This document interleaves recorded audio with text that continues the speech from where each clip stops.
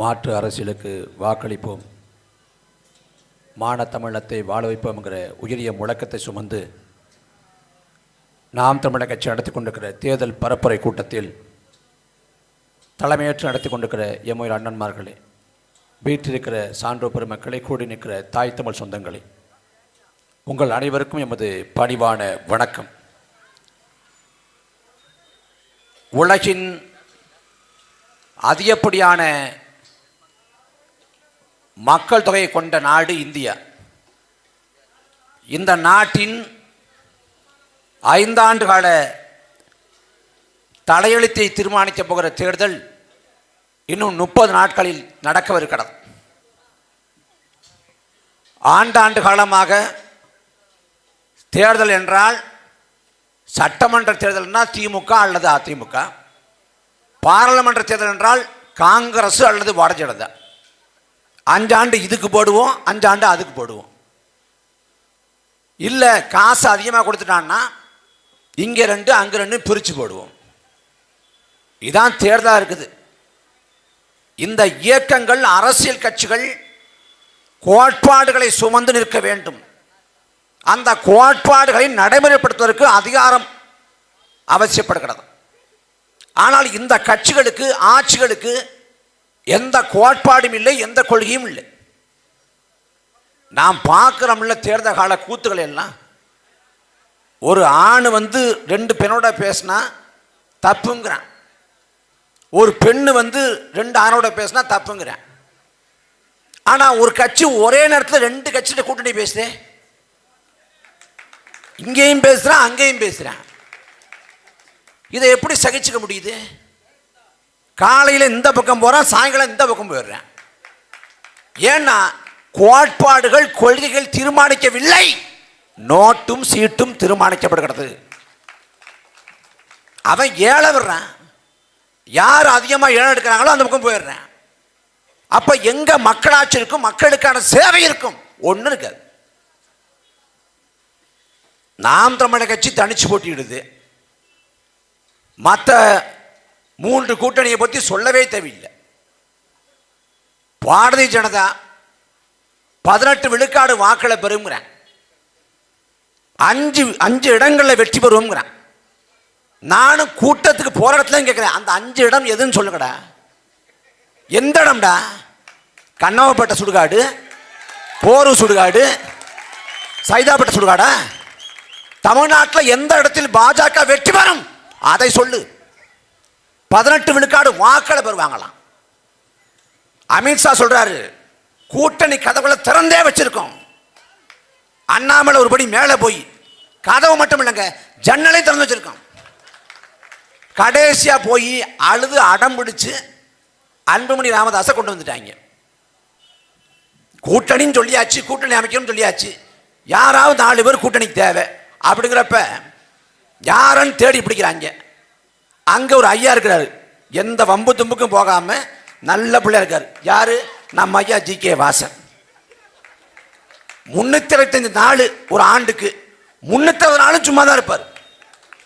எந்த கண்டனமும் இல்லை, எந்த எதிர்ப்பும் இல்லை, எந்த போராட்டமும் இல்லை. இருக்கிறன்னு தெரியாமல் இருந்துட்டு போயிடணும். அவரை கூப்பிட்டு வச்சு வாங்க கூட்டணிக்குன்னு கூப்பிட்டுருக்காங்க. சரி வரேன்னு வந்துட்டார். அடுத்தது சரத்குமார். எப்படிப்பட்டவர்? கமலஹாசனோட கூட்டணி வச்சாரு 2021. கமலஹாசன் தாராள மனப்பான்மையோட 40 இடத்தை கொடுத்துட்டாரு. ஐயோ இவ்வளவு இடத்துக்கு நான் எங்க போவேன், 2 நீங்க வச்சுக்கோங்க, திரும்ப கொடுத்துட்டாரு. அந்த சரத்குமாரோட கூட்டணி வச்சா முத நாள் கூட்டணியும் செய்தி விடுது, அடுத்த நாள் பார்த்தா கட்சியை கொண்டு பாஜக சேர்த்துட்டார். ராத்திரியில் படுத்துக்கிட்டு 2 மணிக்கு யோசிச்சிருக்காரு, எதுக்கு கூட்டணி வச்சு இந்த இதெல்லாம் பண்ணிக்கிட்டு பேசாமல் கட்சியை கொடுத்துட்டு வந்துடலாம். பக்கத்தில் ராதிகா அம்மா தூங்கிக்கிட்டு இருக்கு. ஏம்மா நான் பாஜகவோடு போயிடலாம்னு இருக்கிறேன், நீ எங்கே வேணாலும் போய் என்னை இப்போ தூங்க விடுன்னு இருக்கு. காலில் எழுந்திரிச்ச உடனே கொண்ட கட்சியை சேர்த்துட்டு என் மனைவியே சொல்லிவிட்ட பிறகு நான் யார்கிட்ட போய் கேட்கணும், யாரை கேட்டு செய்யணும்? மனைவியே கேட்க வேண்டியதில்லை, கட்சியில் பொதுக்குழு சேரைக்குழுன்னு இருக்கு, நியாயம்தானே. கட்சியிலே 2 பேர் இருக்காங்கிறப்ப ஒருத்தர் கேட்டு முடிவு பண்ணிக்கல. அவர் அந்த பக்கம் கமலஹாசன் 2019 மாற்றுன்னு வந்தார். அந்த டார்ச் லைட் எடுத்து அடிச்சு உடைச்சாரு டிவியை. இன்னைக்கு ஊருக்கு முந்திக்கிட்டு டார்ச் லைட் சின்னத்தை வாங்கிட்டு போட்டியே எழுத. ஆனா சொல்றாங்க அப்படியெல்லாம் நாங்க இருக்க மாட்டோம், நாங்க டார்ச் லைட் சின்னத்தை பயன்படுத்துவோம். எப்படி பயன்படுத்துவீங்க? பிடிச்சிக்கிட்டு ஓரம் அனுப்போம். மக்கள் வாக்கு செலுத்திய மக்கள் என்ன சொல்ல போறீங்க? யார் இந்த மண்ணுக்கானவர்கள், யார் இந்த மக்களுக்கான தெரியாம இங்க மாறி மாறி எல்லா கட்சிகளுக்கும் வாக்கு செலுத்திட்டு நமது வறுமையை நமது அறியாமையை நம்பி யாரோ வந்து ஆளுக்கு நினைக்கிறாங்க. ஆர்க்க நகரில் தேர்தல் நடக்குது, இடைத்தேர்தல். இடைத்தேர்தல் யாரெல்லாம் போட்டி போட்டா தெரியுமா? நடிகர் விஷால் கிளம்பிட்டார், வேட்புமனுமே தாக்கல் பண்ண தெரியல. அவருக்கும் தமிழ்நாட்டு ஆளாசை, அவரும் கிளம்பிட்டார். நான் வந்து இந்த ஆர்க்க நகரில் போட்டி போட போறேன்னு. ஜெயலலிதாவோட சொந்தக்கார ஒரு அம்மா தீபான்னு, அந்த அம்மாவை எவனோ சொல்லிட்டான். இந்த அம்மாவை ஓரமா பார்த்தா ஜெயலலிதா மாதிரியே இருக்குன்னு காலில் விழுந்துருச்சு. ஜெயலலிதா போலவே கொண்டையை போட்டுக்கிட்டு அதே போல புடவை கட்டிட்டு வந்துருச்சு. நான் தமிழ்நாட்டை ஆளுகை செய்ய போறேன் அப்படின்ட்டு, தமிழ்நாட்டை ஆள போறேன்னு. அது ஆர்க்க நகரில் போட்டி போடுது. போட்டி போடுறப்ப துண்டறிக்கையை பார்த்தா கச்சத்தீவை மீட்பேங்குது. ஆர்க்க நகரில் சட்டமன்ற உறுப்பினராக ஆகி எப்படி கச்சத்தீவை மீட்க முடியும்? யாரும் கேட்க போறதில்லை. ஆனா அதுவும் சொல்லுது. அதே ஆர்க்க நகரில் இந்த அம்மாவை மிஞ்சக்கூடிய அளவுக்கு ஒருத்தன் வந்து ஒரு கோரிக்கையை சொன்னான், ஒரு உறுதிமொழியை சொன்னான். என்ன உறுதிமொழினா, எனக்கு நீங்க ஓட்டு போட்டு ஆர்க்க நகரோட சட்டமன்ற உறுப்பினர் ஆக்கிட்டீங்கன்னா நான் அண்டை நாடுகளுடன் வெளியுறவு கொள்கையை பேணுவேன், நட்புறவு பேணுவேன். ஏன்னா ஆர்க்க நகர் சட்டமன்ற உறுப்பினராகி எப்படா ரஷ்யாவோட சீனாவோட எப்படா சாத்தியம் தரலாம்? மக்கள் கேள்வி கேட்கறது இல்லை, யார் வந்தாலும் ஓட்ட போடுறது. எதுக்கு ஓட்டு போடுறோம் தெரியல. இப்ப திமுக வந்து மறுபடியும் வந்து நாங்க மாநில உரிமைகளை மீட்க போறோம், காக்க போறோம். என்ன மாநில உரிமைகளை மீட்டு காக்க போற? என்ன உரிமை மீட்க போற? திமுக முதல் முறையாக பாராளுமன்ற தேர்தலில் போட்டி போடுதா? 70 ஆண்டுகள இயக்கம் திமுக. 70 ஆண்டு. இந்த 70 ஆண்டு காலத்தில் பார்லிமெண்ட் உறுப்பினர்களாக எத்தனை முறை இருந்திருக்கீங்க? மத்திய அமைச்சரவையில் எத்தனை முறை அங்க வச்சிருக்கீங்க? இந்தியாவில் எண்ணற்ற மாநில கட்சி இருக்கு. ஒவ்வொரு மாநிலத்துக்கும் அங்கீகரிக்கப்பட்ட கட்சின்னா ஒரு 4 கட்சி 5 கட்சி குறைந்தபட்சம் இருக்கும்.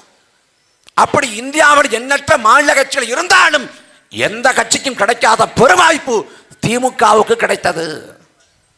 மத்திய அமைச்சரவையில் அதிகப்படியான ஆண்டுகள் அங்க வைத்த ஒரே மாநில கட்சி திமுக தான். ஒரே மாநில கட்சி திமுக. 18 ஆண்டு, அதுவும் 99 தொடங்கி 2013 வரை தொடர்ச்சியாக 14 ஆண்டுகள். அந்த 14 ஆண்டு காலத்தில் என்ன உரிமையை தமிழ்நாட்டுக்கு திமுக பெற்றுக் கொடுத்தது? 2004 பார்லிமெண்ட் தேர்தல், சரியா 20 ஆண்டுக்கு முன்னாடி திமுக அப்பையும் இதே சொல்றான், மாநில உரிமையை மீட்பேங்கிறேன். 2004 திமுக கூட்டணி 40 இடங்களில் வெற்றி பெறுது. 40 இடங்களில் வெற்றி பெறுது. மத்திய காங்கிரஸ் ஆட்சி அமைது. காங்கிரஸ் ஆட்சி பெரும்பான்மை இல்லை. பெரும்பான்மை இல்லாத காங்கிரஸ் ஆட்சியை தாங்கி பிடித்தது திமுகவை சேர்ந்த 40 பார்லிமெண்ட் உறுப்பினர்கள். அன்றைக்கு காங்கிரஸே கருணாநிதியோட தயவுல தான் நடந்துச்சு ஆட்சி. அந்த காலகட்டத்தில் கருணாநிதி என்ன கேட்டாலும் காங்கிரஸ் செஞ்சு கொடுத்துருக்கோம். நீட்டின இடத்துல மன்மோகன் சிங் கையெழுத்து போட்டிருப்பாரு, ஒப்புதல் கொடுத்திருப்பாரு. ஆனா என்ன பண்ணீங்க? காவிரி உரிமையை மீட்கணும், மீட்டு கொடுங்க, மீட்டு கொடுத்திருப்பான். முல்லை பெரியாற்று அணையோட நீர்மட்டத்தை 152 அடியா உயர்த்தணும், உயர்த்தி கொடுத்திருப்பான். கச்சத்தீவை மீட்கணும், மீட்க வேலை செஞ்சிருப்பான். கல்வியை மாநில உரிமைக்குள்ள கொண்டு வா, கொண்டு வந்திருப்பான். இந்தியாவோட அரசியலமைப்பு சட்டத்தில் பிரிவு 351 ஹிந்தியை ஊக்குவிக்குது, அதை நீக்கியிருப்பான். 356 சட்டப்பிரிவு மாநில சுயாட்சி குந்தகம் வைக்குது, அதை நீக்கியிருப்பான். ஆளுநர் பெரிய டார்ச்சா இருக்கான், ஆளுநர் பதவி நீக்கியிருப்பான். என்ன கேட்டாலும் திமுக என்ன கேட்டாலும் காங்கிரஸ் செய்து கொடுத்திருக்கும். ஆனா கேட்டது என்ன? மாநில உரிமை அல்ல, மாநில சுயாட்சி அல்ல. கேட்டது அவர்களுக்கு வேண்டிய அமைச்சர் பதவி. எந்த பதவியை பெற்றால் அவர்கள் வளம் கொளிக்கிற அளவுக்கு சம்பாதிக்க முடியும், கொள்ளையடிக்க முடியும், அதில் தான் கவனமாக இருந்தாங்க. ஆனால் இன்னைக்கு வந்துட்டு நாங்கள் மாநில உரிமைகளை மீட்க போகிறோம், காக்க போகிறோம். சேலத்தில் மாநாடு போடுறாங்க. மாநாடு போட்டு மாநில உரிமைகளை மீட்பதற்கான மாநாடு, திமுகவோட இளைஞர் சார்பாக மாநாடுங்கிறேன். மாநாட்டில் ஐயா ஸ்டாலின் ஐயா உதயநிதி பேசிட்டு இருக்கிறாங்க. கூட்டத்தை போய் உத்து நோக்கி பார்க்குறோம், ஜூம் பண்ணி பார்க்குறோம். பார்த்தா ரவுண்டமாக உட்காந்துக்கிட்டு சீட்டு ஆடிட்டு இருக்கான். சீட்டாட்டம் நடக்குது. எங்கள் ஊரில் கருமாதியில் யாரும் செத்து போயிட்டா ஒரு வாரம் 10 நாள் கழித்து கருமாதி வைப்பாங்க. கருமாதி அன்னைக்கு தூங்கக்கூடாது, விடிய விடிய முடிச்சிருக்கணும். அப்போ என்னது, சீட்டாட்டத்தை போடு, சீட்டாட்டம் போடுவாங்க. அந்த மாதிரி திமுகவோட மாநாட்டில் சீட்டாட்டம் நடக்குது. சீட்டாட்டம். மாப்பிள்ளை போடு மாப்பிள்ளை, ஜோக்கர் வருதான்னு பார்ப்போம், போடு மாப்பிள்ளை. ஜோக்கர் தான் அங்கே பேசிட்டு இருக்கேன் மாப்பிள்ளை, அவர் அங்கே பேசிட்டு இருக்கிறாரு, நீ சீட்டாடி இருக்கிறான். நமக்கு சீட்டாடுறதெல்லாம் வியப்பே இல்லைங்க. ஒருத்தன் அந்த கூட்டத்தில் ஒருத்தன் திமுக மாநாட்டுக்கு போனால் சீட்டு விளையாடலாம்னு தெரிஞ்சுக்கிட்டு தொலைநோக்கு பார்வையோட யோசிச்சு ஞாபகமாக சீட்டு போய் வாங்கி அதை கொண்டு வந்திருக்கான் பாருங்க, அவன் தான் சரியான ஆள். அந்த பக்கம் மாநில உரிமைகளை மீட்போம் திமுக தலைவர்கள் முழங்குறாங்க. இங்கே திமுக தொண்டெல்லாம் போய் பார்த்தா ஒருத்தன் வந்து அரிசி மூட்டையை தூக்குறான், ஒருத்தன் உப்பு எடுக்கிறான், இன்னொருத்தன் எண்ணெய் பாட்டில் எடுத்து எண்ணெயை ஊற்றிக்கிட்டு இருக்கான். ஒன்னையும் விட்டு வைக்கல, காய்கறியை தூக்குறான். சமயக்காரர் புலம்புறா, மீட்டு கொடுங்க மீட்டு கொடுங்க, அரிசி பருப்பை மீட்டு கொடுங்கன்னு. அங்கே மாநில உரிமை மீட்புங்கிறான். என்ன கேலி குத்து. ஆனால் இந்த திமுக நம்பி வாக்கு செலுத்தணுமா? திமுக வந்து சனாதனத்தை ஒழிக்க போகுதா? சனாதனம்னா என்னன்னு சொல்லு. உதயநிதிக்கு சனாதனம் என்னன்னு தெரியுமா? இந்த எழும்பூர் சட்டமன்ற உறுப்பினர் அண்ணன் பரந்தாமனை எந்த நூலுக்கும் வராம சேகர்பாபு தடுக்கிறார்ல, அதுக்கு பிறகு சனாதனம். இன்னைக்கு வரை அண்ணா பரந்தாமனுக்கு சட்டமன்ற அலுவலக கட்டடம் ஒதுக்காம அவரை ஓரங்கட்டி வச்சிருக்கல. திமுகவோட கட்சி நிகழ்வுல எழும்பூருக்குள்ள எந்த நிகழ்வையும் அந்த பரந்தாமோட பேர் படக்கூடாதுன்னு சேகர்பாபு சொல்றாருல, இதுக்கு பேர் தாண்டா சனாதனம். சொந்த கட்சிகளுடைய சனாதனத்தை ஒழிக்க முடியல, இவர் சனாதனத்தை ஒழிச்சு கிழிக்க போறாரு.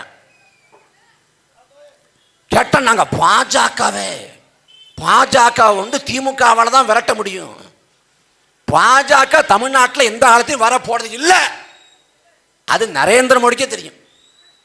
அண்ணாமலை போய் சொல்லியிருக்காரு டெல்லியில் 15 சீட்டு வரைக்கும் நாங்கள் பெறுவோம் அப்படின்னு. எந்த சீட்டை பெற போறீங்க நீங்க? எந்த சீட்டை பெற போறீங்க? தமிழ்நாட்டில் பாஜகவுக்கான தேவை என்ன இருக்கு? இந்தியாவிலே பாஜகவுக்கான தேவையில்லை. பாஜகவுக்கு அரசியல் என்ன? மதம் அரசியல், மதத்தை வச்சு அரசியல் பண்ணுவான்.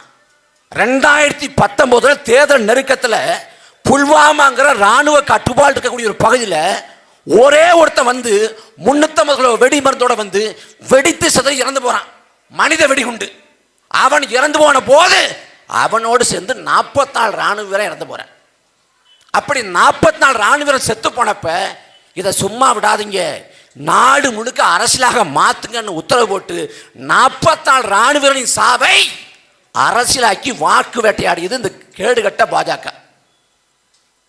அன்னைக்கு இப்போ 2024 சரியா தேர்தல் சமயத்தில் ராமர் கோயிலை திறக்கணும். ராமர் கோயிலை திறந்து யாருக்கு என்னடா கிடைக்க போகுது? எந்த சாமானிய மக்கள் ராமர் கோயிலை திறக்க சொல்லி போறான்னா எதுக்கு திறக்கணும் கேட்டா, இந்த இடம் இருக்கு பாருங்க, இந்த அயோத்தி, இங்கதான் ராமர் பிறந்தார். அயோத்தியில இல்லடா, அகில உலகத்துல எங்கேயுமே ராமர் பிறக்கல. ராமர் பிறந்த இடம் தெரியுமா? ஒரு காகிதம். அன்னைக்கு காகிதம் கூட கிடையாது, ஓலைச்சுவடி. ஓலைச்சுவடியில் ஒருத்தன் எழுதுறப்ப அந்த எழுத்தில் பிறந்தாண்ட ராம. வால்மீகி ராமாயணம் வேற, கம்பராமாயணம் வேற. வால்மீகி ராமாயணத்தில் ராவனோட மகள் சீதான்னு சொல்லப்படுது, கம்பராமாயணத்தில் வேற கதை. ஒரு இதிகாச புராண பாத்திரம் தான் ராமன்கிற ஒருத்தர். அவர் பிறக்கவும் இல்லை இறக்கவும் இல்லை. ஆனா இல்லாத ஒருவரை சொல்லி நாடு முழுக்க அரசியல் பண்ணிட்டான். பாகுபலின்னு ஒருத்தன் இருந்தாங்க, நல்ல மனுஷங்க, மகிழ்மதி அவன் தான் ஆட்சி பண்ண வேண்டியது. இந்த அயோக்கிய போய் பல்வாழ்த்தவன் சூழ்ச்சி பண்ணி கட்டப்பா வச்சு முதுல கொத்தி கொன்னு விட்டான். அந்த பாகுபலி பரமக்குடியில இந்த பரமக்குடியில இங்கதான் பிறந்தான். அந்த பாகுபலிக்கு நம்ம கோயில் கட்டி கொண்டாடணும் அப்படின்னு ஒருத்தன் சொன்னானா, எவ்வளவு பெரிய பைத்தியக்காரனோ. அப்படிப்பட்ட பைத்தியகாரம் ராமருக்கு கோயில் கட்டினது. சக்திமான்னு ஒருத்தர் இருந்தாங்க. எங்க அநியாயம் நடந்தாலும் அப்படியே கட்டடத்து மேல சுத்தி சுத்தி வந்து உட்கார்ந்துருவான். அந்த சக்திமான் வந்து விருந்தாகல பக்கம் சாத்தூர்ல பிறந்தான். அவனுக்கு கோயில் கட்டணும். சுத்தி சுத்தி சுத்தி வந்தவனுக்காக நாம ஒரு கோயில் கட்டினா தப்பு இல்லை. அப்படின்னா இவ்வளவு பெரிய பைத்தியகாரத்தனமோ அந்த பைத்தியகாரத்தனம் தான் ராமருக்கு கோயில் கட்டுறது. ஐயனாரு கருப்பண்ணசாமி சுடலை மாட மத வீரனை கொண்டாடுறோம்னா அவன் யார்? வாழ்ந்து மறைந்த எங்கள் முன்னோர். எங்க தாத்தன் 3 தலைமுறை 4 தலைமுறைக்கு முன்னாடி ஊரை காவல் காக்க அருவாளோட வேல்கம்போட இலையில் நிற்பான், ஊரலையில் நிற்பான். கொள்ளைக்காரன் வந்தான்னா அவனை வெட்டி வீழ்த்தானப்பான். அந்த களத்துல சாவான். அவன் உயிரிகம் செஞ்ச நினைவாக நாங்க ஐயனார கருப்பண்ணசாமியை சுடலை மாடுத நாங்க கும்பிடுறோம்.